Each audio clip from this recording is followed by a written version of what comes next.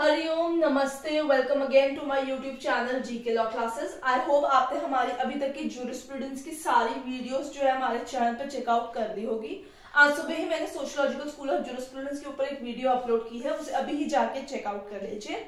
सबसे पहले हम वीडियो को स्टार्ट करें तो प्लीज आप सभी लोग हमारी वीडियोस और शॉर्ट्स अगर पसंद आ रही तो उन्हें लाइक और शेयर जरूर कीजिए। And if you are new to the channel तो चैनल को अभी ही जाके सब्सक्राइब कर लीजिए। मैं फिर से रिक्वेस्ट करती हूँ, चैनल को अभी ही सब्सक्राइब कर लीजिए। कौन सा चैनल? आपका फेवरेट जीके लॉ क्लासेस। इसी के साथ thank you so much for viewing our recent videos and shorts. मैं देख रही थी आप लोगों को वो व्यूज करके पसंद आ रहा है, तो आप उसको लाइक और शेयर कर सकते हैं। If you have any doubt आप कमेंट्स मेंशन कर सकते हैं कमेंट सेक्शन में। और चैनल को प्लीज अगेन कह रही हूँ सब्सक्राइब कर लीजिए, क्योंकि हर रोज ही मैं यूजुअली न्यू वीडियोस और शॉर्ट्स अपलोड कर रही हूँ अपने चैनल के अंदर। That is for your benefit, ताकि आपकी एग्जाम्स की प्रिपरेशंस एकदम परफेक्टली हो। जितनी भी ज्यूरिस्प्रूडेंस की हमने अभी तक वीडियो बनाई है या आज बनाएंगे, अगर कल कोई आए तो वो सारी ही कंसाइंस फॉर्मेट के अंदर है, जिसके अंदर सिर्फ इंपॉर्टेंट पॉइंट्स डिस्कस किए गए हैं। I am not going into the detail of the subject, क्योंकि सब्जेक्ट बहुत ही बड़ा है, बहुत ही लेथार्जिक है और बहुत ही मोनोटोनस फील कराता है। तो उसको पूरा पढ़ना is not a correct way right now, क्योंकि आपके सिर पे ही आपके एग्जाम्स है एंड बिकॉज एमसीक्यूज का पेपर है, so we are going in the concise format. जितने भी वीडियोस आएंगी ज्यूरिस्प्रूडेंस नहीं बल्कि सारे सब्जेक्ट की कंसाइंस वीडियोस और कंसाइंस शॉर्ट्स ही आपको हमारे चैनल के ऊपर मिलेंगे। तो सब्सक्राइब नाउ। आइए शुरू करते हैं आज का ज्यूरिस्प्रूडेंस का टॉपिक। अब आपको पता है स्कूल्स खत्म हो गए, मीनिंग नेचर कंप्लीट हो गया, क्लासिफिकेशन ऑफ लॉ भी हो गया और सोर्सेज भी उसमें हमने देख लिए। अब आ रही है 4 ऐसे लीगल कॉन्सेप्ट स्टडी करने के ऊपर जिसके अंदर पक्के क्वेश्चंस आते हैं एमसीक्यू के अंदर, और ये चारों टॉपिक बहुत ही आसान है। सबसे इजी टॉपिक ऑफ ज्यूरिस्प्रूडेंस है राइट, ड्यूटीज, ओनरशिप, पोजेशन। तो जितना भी आज हमारे पास टाइम फ्रेम होगा हम उसके अंदर आपके इन कॉन्सेप्ट्स को कवर करने की कोशिश करेंगे। जो रह जाएगा वो अगली वीडियो के अंदर। So stay tuned till the end of this video. So let's begin with the first topic, that is rights. So first legal concept of jurisprudence we are going to cover today is the concept of rights. अब हम rights की बात करते हैं तो rights का आमतौर पे मतलब क्या होता है? rights यानी आपके हक, वो हक जिसके तहत आप सोसाइटी के अंदर सर्वाइव करते हैं, रहते हैं, ठीक है। बट अगर आप ये किसी लेमैन को कहेंगे तो हक word is like sufficient, it is okay. But in the legal parlance, in the legal context, और when you are going to explain it to any legal grad, law grad or undergrad or postgrad, or you yourself is an advocate and you are talking to another advocate or another person with the legal field, the word right would have a very, you see, a kind of a very not brief one but a very elaborative meaning. You cannot simply say right means a haq. So in that perspective, what will say, what is a right? Right is a person's legally protected interest. What is right? Right is a person's legally protected interest. Now the question comes, who defined this definition? Who gave us this definition? Ehring, ठीक है? तो उनका नाम मैं यहाँ पे लिख देती हूँ। एहरिंग साहब ने ये हमें डेफिनेशन दी थी, कौन सी वाली?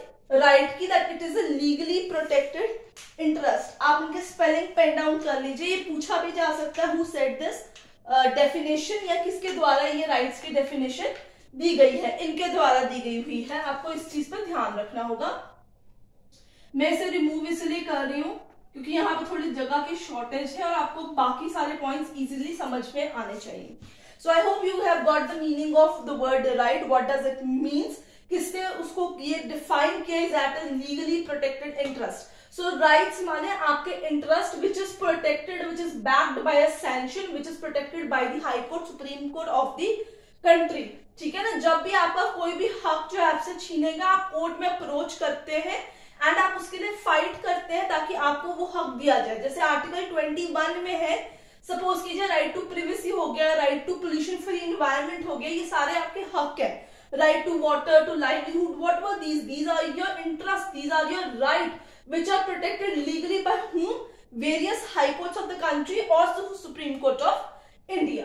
ठीक है, आगे बढ़ते हैं, चलते हैं। What are the essential elements of these rights. Usually आमतौर पे किसी भी बुक में खोल लीजिए, चाहे आप त्रिपाठी देख लीजिए, चाहे नौमिता अग्रवाल देख लीजिए, इसके अलावा कोई और भी बुक आप रेफर करते हैं, वैसे कुछ हार्ड एंड फास्ट बहुत ही वेरी डिटेल कॉन्सेप्ट के अंदर भी आपको मिल जाएगा। आपके पास भट्टाचार्य हो गए या और भी बहुत सारे ऑथर्स हैं। आमतौर पर नॉर्थ इंडिया के अंदर खासकर इन्हीं ऑथर्स को रेफर करते हैं क्योंकि ये काफी इजी फॉर्मेट में लिखते हैं। तो उसमें एक टॉपिक आता है एसेंशियल एलिमेंट्स। हम इसका डिटेल नहीं करेंगे because you just need to pen down these essential elements. What are these are the subject of the right. What is the subject of the right, object, the act and the content, right? You need to just understand it. What is the subject? Right now the subject is your right, ठीक है, आपका हक है। What is the object? The duty that has to be performed by another person towards you, ताकि आपका right जो है वो infringe ना किया जा सके, ठीक है। यहाँ पे कंटेंट आ गया, उसका एक्ट आ गया। कभी कभी हम देखते हैं what are the essential okay, I suppose I have written something there, very unwanted thing. It should be elements here, not essential and essentials. So I'll just rectify my mistake. It has to be essential elements, right? So it has to be essential elements. अगर कोई आपको दिखता है यहाँ पे doubt है board के ऊपर, let me know because some other ma'am write down this whole thing, so I can rectify it afterwards. You will tell me in the comment section, right? So essential elements, subject, object, act, content, and the fifth one is the title. Title आमतौर पे हर किताब के अंदर नहीं लिखा होता है as an essential element of the right, तो वो seldom किसी बुक के अंदर ही अवेलेबल होगा।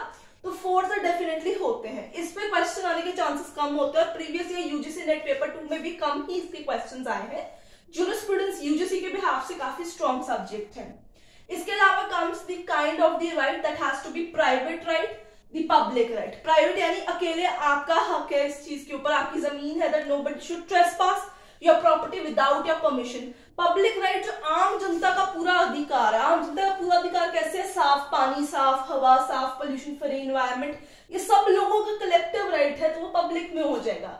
वेस्टेड कंटिजेंट, वेस्टेड यानी जो आमतौर पे आप पे राइट एकदम से डिवॉल्व कर जाएगा। अगर किसी ने ट्रांसफर ऑफ प्रॉपर्टी एक्ट की हमारी अभी तक वीडियोस या शॉर्ट ही देखे, अभी जाके चेकआउट कर लीजिए, उसमें वेस्टेड और कंटिजेंट इंटरेस्ट जैसे हमने बात की गई है, तो वो इंटरेस्ट यहाँ पे राइट्स पे ही आ रहे हैं, ठीक है। That is not very different to any perspective. Contingent यानी कि जब कोई आपके जो सामने वाली आपसे ड्यूटी एक्सपेक्ट की जाएगी, आप फुलफिल कर देंगे तो एक सर्टेन राइट आप में डिवॉल्व कर जाएगा। Positive, negative right, in rem in personam right. Now in rem in personam means what? This is again a very important concept, क्योंकि इसी में सबसे ज्यादा आमतौर पे कंफ्यूजन होती है। In rem means against the whole world, that right of yours would exist against the whole world, ठीक है। In persona means that your right will exist against only a particular person, right? Against the whole world, against a particular person. I hope आपको इन दोनों का मतलब पता चल गया होगा। प्राइमरी राइट, सेकेंडरी राइट, ठीक है। सांस लेने का अधिकार, जीने का अधिकार, पैदा होने का अधिकार आपका प्राइमरी राइट होता है, ठीक है। अगर आपका राइट टू डाई है, ये सेकेंडरी राइट में कॉन्स्टिट्यूट कर जाता है। आपको प्रॉपर हक नहीं दिया जाता जब तक पैसिव यूथनेशिया की आवाज नहीं आती यहाँ पे। अब आपको पता चल गया what is a right, what are its essential elements and what are its kind. अगर कोई डाउट है कमेंट सेक्शन पे साथ ही साथ मेंशन करते जाइए, एंड अगर वीडियो पसंद आ रही है तो लाइक कीजिए, चैनल को अभी ही सब्सक्राइब कर दीजिए। आगे चलते हैं और बात करते हैं ड्यूटी, क्योंकि जहां पे राइट वहां पे ड्यूटी। तो अब किसी का हक क्या, तो सामने वाली पार्टी की कोई जवाबदारी है, कोई रिस्पॉन्सिबिलिटी कि उसके हक के साथ जो है छेड़खानी ना किया जाए, उसके हक का हनन ना किया जाए। So what is a duty? Duty is a kind of a responsibility to act towards an another person, right. तो यहाँ पे ड्यूटी हम इस, जैसे मैंने आपको एक्सप्लेन किया, आप वैसे नहीं किसी को बताएंगे। Again in a very legal manner आप क्या कहेंगे? A person is supposed to do or abstain from doing an act in favor of another person, ठीक है। Doing what? An act, ठीक है, right? So duty where a person is supposed to do or abstain from doing an act in favor of another person. वो another person कौन होगा? जिसका right exist करेगा, जो डिमांड करेगा कि उसके राइट्स का हनन ना किया जाए। ठीक है, this is the meaning of duty. Video को पॉज कीजिए, मतलब लिख लीजिए, इन दोनों के मतलब प्रॉपरली लिख लीजिए, काइंड्स पेन डाउन कर लीजिए। इनमें से क्वेश्चन 200% आता है। बाद में आपने ये नहीं कहना है कि हमें तो पता नहीं था, हमने वीडियो में नहीं देखा।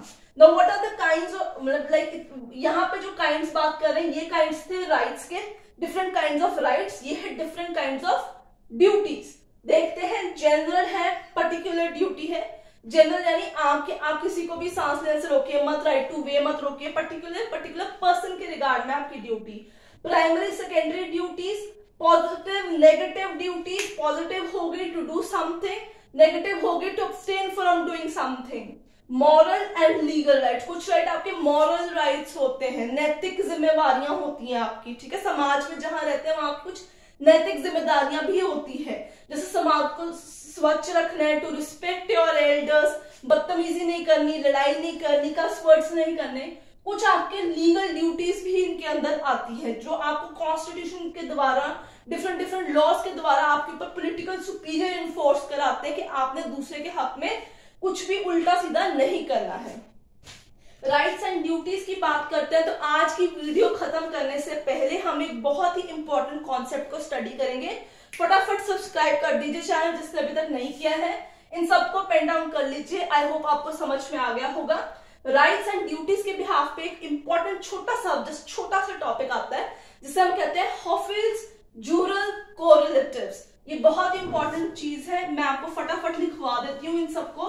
3-4 चीजें ही है सिर्फ आपको छोटी छोटी लिखने वाली, फिर हम आज की वीडियो को यहीं पे एंड करेंगे। आई होप आपको मेरी वीडियो ऑडियो पसंद आ रही है, कोई डाउट नहीं है, आपको हैंडराइटिंग भी क्लियर है।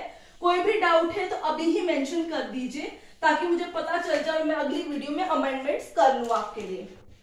आइए शुरू करते हैं last topic for the day, that is Hohfeld's scheme of right jural correlatives. ठीक है, मैं थोड़ा स्पीड में रहूंगी।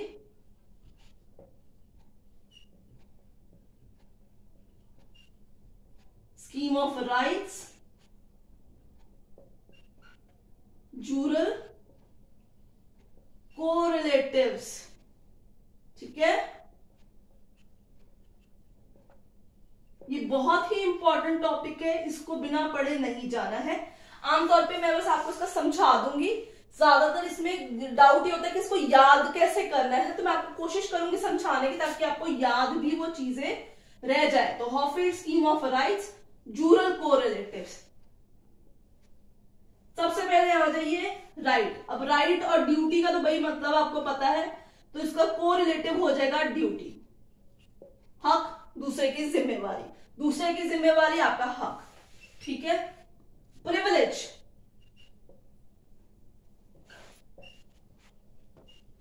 No right. ठीक है ना, आप पे एहसान किया गया, आपका कोई हक नहीं है। प्रिविलेज, आपको कोई एहसान करके चीज पकड़ाई गई है। ठीक है, so there is no right. Third, power, जिम्मेदारियां। ऑपोजिट पार्टी क्या होगी? लाइबिलिटी। ठीक है ना, ताकत आई है, सत्ता आई है, साथ में रिस्पॉन्सिबिलिटीज, लाइबिलिटीज भी आई है आपके पास। पावर, लाइबिलिटी, इसी फॉर्मेट से इसको याद कीजिए जैसे मैं बोल रही हूं। लास्ट आता है इम्यूनिटी। ठीक है, और दूसरी चीज आती क्या है? डिसेबिलिटी। इम्यूनिटी, आपको इम्यून दिया गया, आपको राइट दिया गया इस फलानी चीज में पार्टिसिपेट ना करें, या यू आर एग्जाम्प्टेड, तो ऑपोजिट कोरिलेटिव, उसका ऑपोजिट नहीं, उसका कोरिलेटिव हो जाएगा डिसेबिलिटी। आपको डिसेबल कर दिया गया है, you are taken as a disable category. Correlative का मतलब होता है आपस में मिलते जुलते, कंप्लीट ऑपोजिट नहीं होते हैं। Right, duty, privilege, no right, power, liability, immunity, disability. This is Hohfeld scheme of right jural correlative. Pen down right now, और जैसे मैंने समझाया वैसे समझिएगा। आई होप आपको आज की वीडियो पसंद आई होगी। लाइक शेयर कर दीजिए, सब्सक्राइब कर दीजिए। I will see you soon.